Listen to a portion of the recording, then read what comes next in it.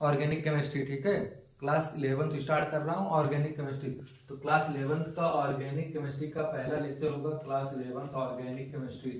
Organic chemistry पढ़ेंगे जिसमें पहला चैप्टर है नॉमेनक्लेचर, ठीक है। तो नॉमेनक्लेचर पहला टॉपिक इसमें पढ़ेंगे, नॉमेनक्लेचर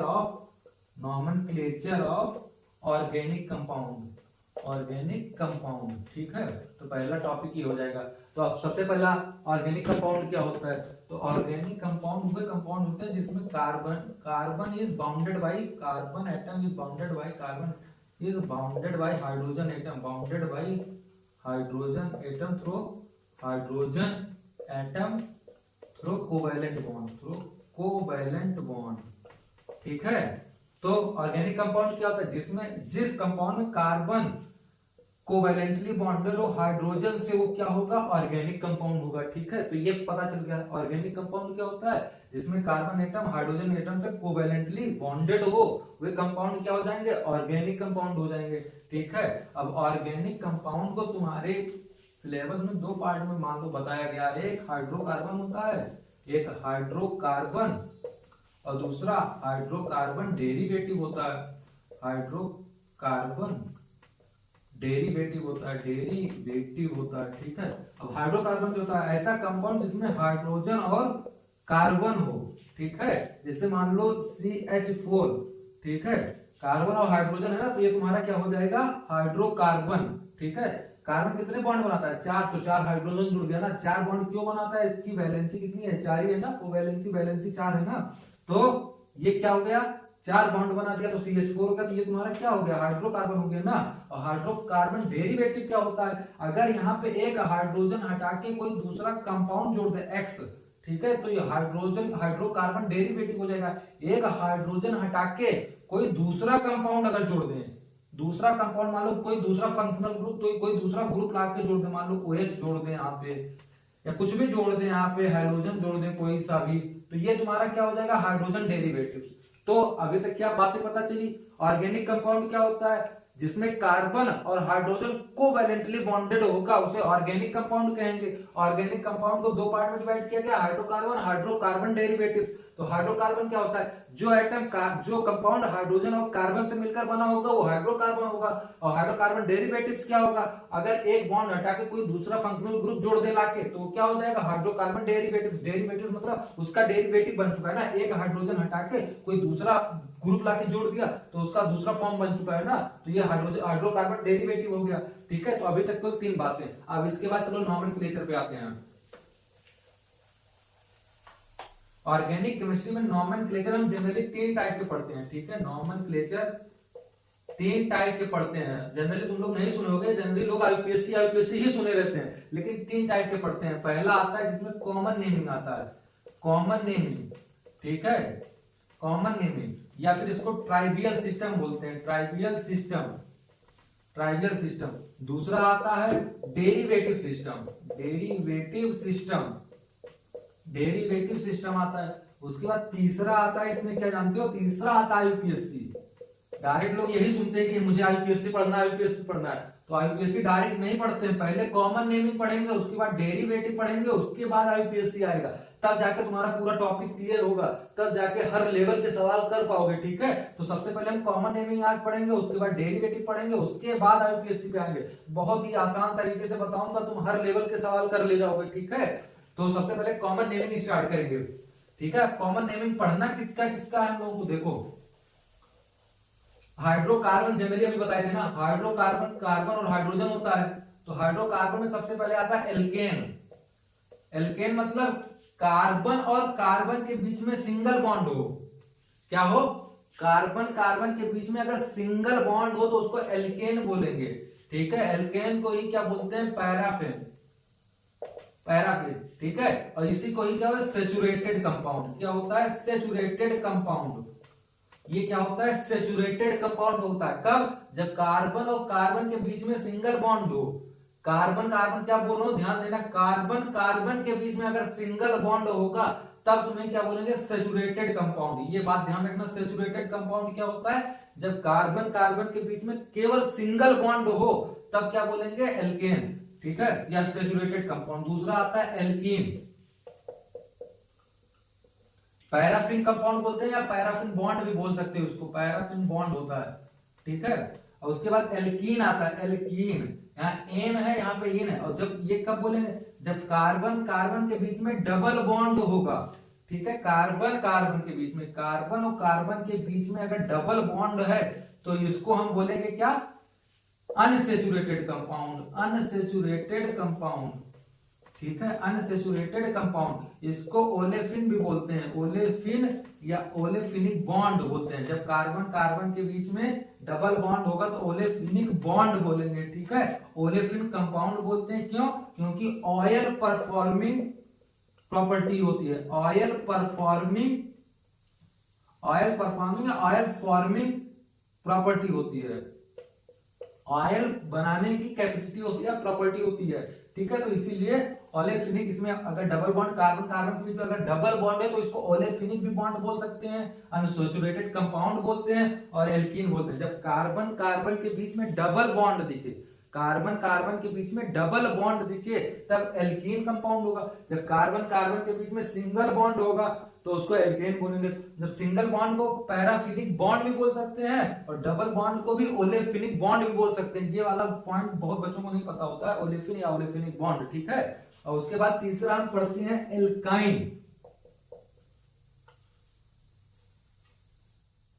एल्काइन, ये एल्काइन कब बोलेंगे, एल्काइन, एल्काइन बोलेंगे कार्बन कार्बन के बीच में ट्रिपल बॉन्ड जब हो, क्या हो, जब ट्रिपल बॉन्ड हो कार्बन कार्बन के बीच में, तब ये क्या होगा, एल्काइन। ये भी क्या है, अनसैचुरेटेड कंपाउंड है, क्या है, अनसैचुरेटेड कंपाउंड है, अनसैचुरेटेड कंपाउंड है। और इस ट्रिपल बॉन्ड को एसिटाइलिक बॉन्ड भी बोलते हैं, एसिटाइलिक बॉन्ड भी बोलते हैं, ठीक है।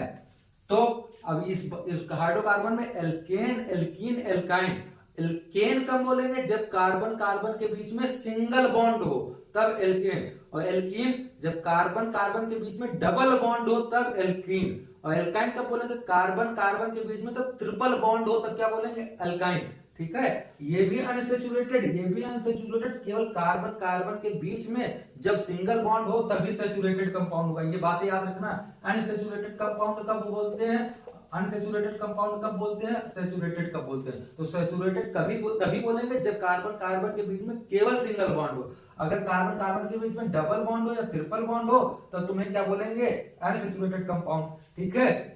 जनरली एल्केन क्या होता है, वो लेस रिएक्टिव होता है। लेस रिएक्टिव क्यों होता है, ये एल्केन की बात कर रहा हूं, जब सिंगल बॉन्ड होगा तो ये लेस रिएक्टिव होता है। क्यों रिएक्टिव होता है, क्योंकि इसके पास ड्यू टू सिग्मा बॉन्ड होता है, सिग्मा बॉन्ड, सिग्मा बॉन्ड। और सिग्मा बॉन्ड होने से लेस रिएक्टिव क्यों, क्योंकि सिग्मा बॉन्ड स्ट्रॉन्गेस्ट बॉन्ड होता है ना, ठीक है। तो इसीलिए क्या एल्केन लेस रिएक्टिव हो, क्योंकि इसके पास सिग्मा बॉन्ड है। तो पूरे बोर्ड पे एक ही दो ही बात ध्यान रखना, एल्केन, एल्केन, एल्काइन क्या होता है, sigma bond, single bond, double bond, triple bond काम क्या होता है, अनसैचुरेटेड, सैचुरेटेड क्या होता है, ठीक है। ये बात क्लियर हो गई।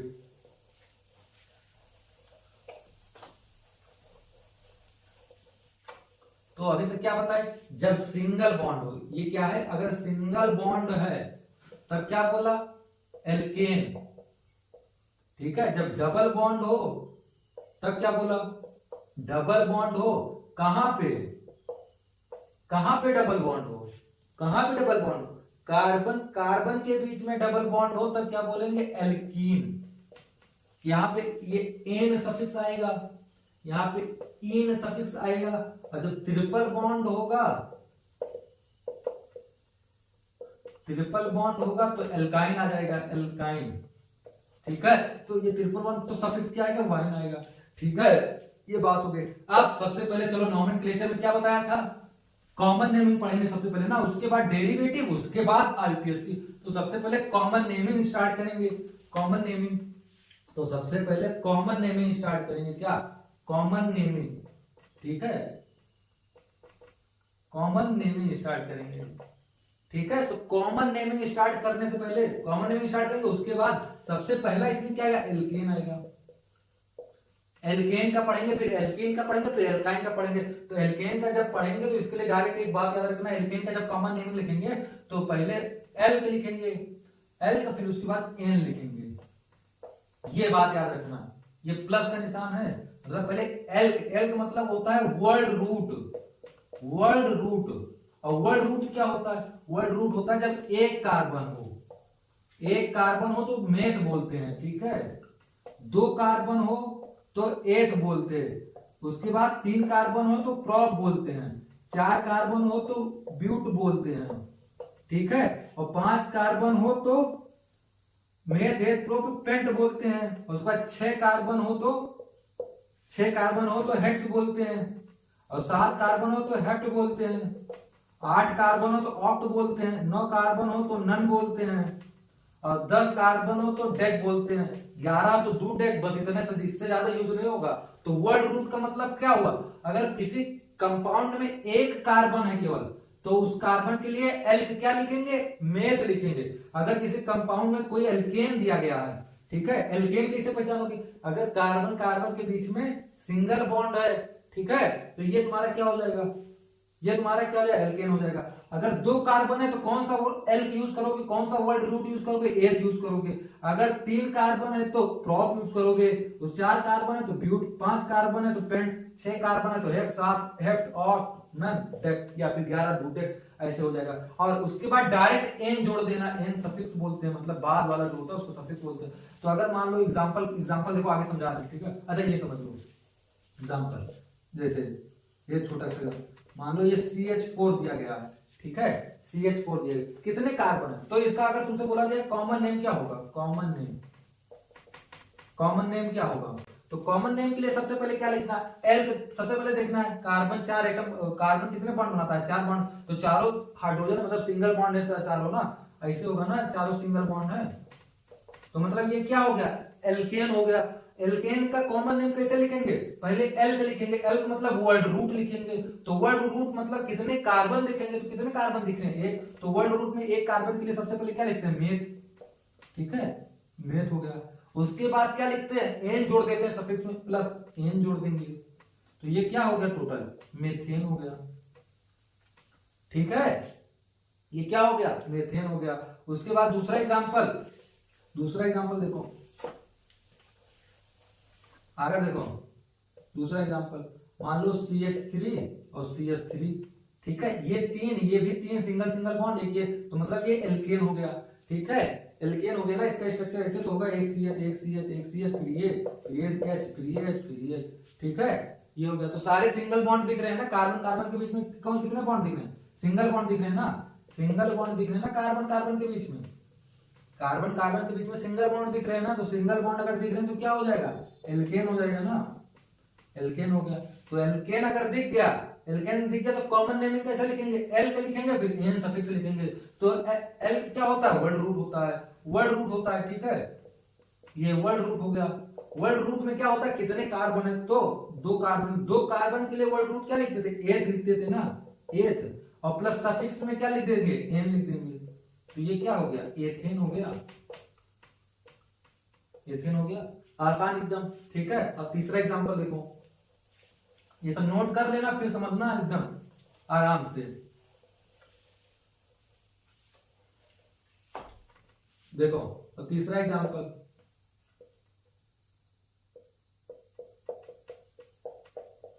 अब देखो ये क्या है? कितने कार्बन कार्बन के बीच में कितना बॉन्ड दिख रहा है? सिंगल बॉन्ड दिख रहा है ना, यहाँ कार्बन कार्बन के बीच में सिंगल बॉन्ड दिख रहा है। तो सिंगल बॉन्ड है तो ये क्या हो जाएगा? एल्केन हो जाएगा ना, एल्केन हो गया, ये पता चल गया।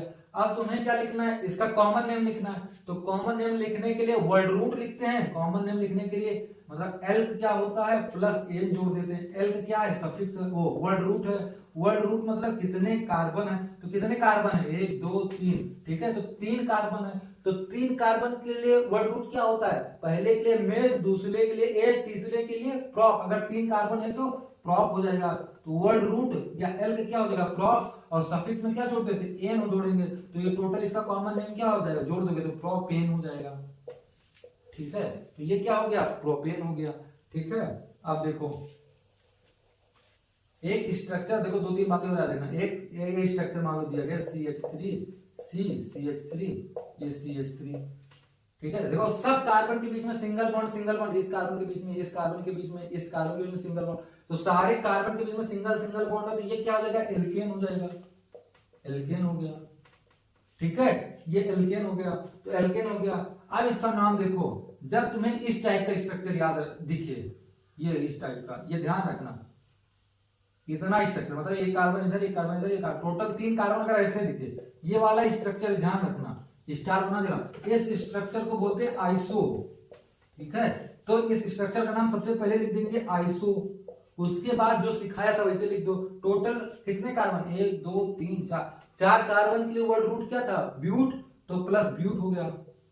ठीक है, और एन सफिक्स में जोड़ देते थे ना, तो ये क्या हो गया, आइसो ब्यूटेन हो गया। ठीक है, ये क्या हो गया, आइसो ब्यूटेन हो गया। ठीक इसी प्रकार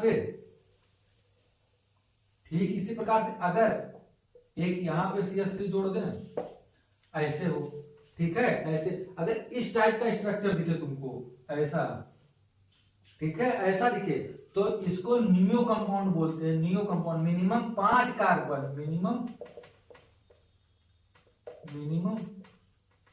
5 कार्बन होना चाहिए, मिनिमम 5 कार्बन होना चाहिए स्ट्रक्चर के लिए ना। और इससे पहले जो आइसो बनाया था, ये वाला स्ट्रक्चर, ये आइसो स्ट्रक्चर है ना, ये आइसो स्ट्रक्चर है, तो मिनिमम कितने कार्बन होने चाहिए आइसो स्ट्रक्चर के लिए, मिनिमम आइसो स्ट्रक्चर के लिए 3 कार्बन होना चाहिए, 3 कार्बन। और कुल मिला के एल्केन का अभी तो हम लोग कॉमन नेमिंग पढ़ रहे हैं, तो इसमें 2 बातें अभी तक याद रखनी है। नियो का स्ट्रक्चर ऐसे होता है, जहां पे ये वाला स्ट्रक्चर दिखे, नियो नाम पहले आ जाएगा। तो नियो स्ट्रक्चर के लिए मिनिमम कितने कार्बन चाहिए, 5 कार्बन चाहिए। ठीक है, नियो स्ट्रक्चर होने के लिए मिनिमम 5 कार्बन, और आइसो स्ट्रक्चर होने के लिए मिनिमम कितने कार्बन, 3 कार्बन। ठीक है, अब उसके बाद जैसे हम कॉमन नेमिंग करते थे वैसे करेंगे। ठीक है, अब देखो ये तुम्हारा टोटल नियो हो गया, तो नियो नाम पहले आ गया। उसके बाद जैसे हम करते थे कॉमन नेमिंग वैसे करेंगे। तो कैसे करते थे, टोटल कार्बन गिनते थे, 1 कार्बन 2 कार्बन 3 4 5, 5 कार्बन के लिए वर्ड रूट लिखते थे, तो 5 कार्बन के लिए वर्ड रूट क्या हो जाएगा, पेंट हो जाएगा। ठीक है, पेंट हो जाएगा। उसके बाद सफिक्स में एन जोड़ देते थे, तो ये क्या कंपाउंड हो गया, नियो पेंटेन हो गया। ठीक है, ठीक है, तो ये हो गया। इसके आगे हम नेक्स्ट लेक्चर में पढ़ेंगे। अब आज अभी तक क्या ध्यान रखना।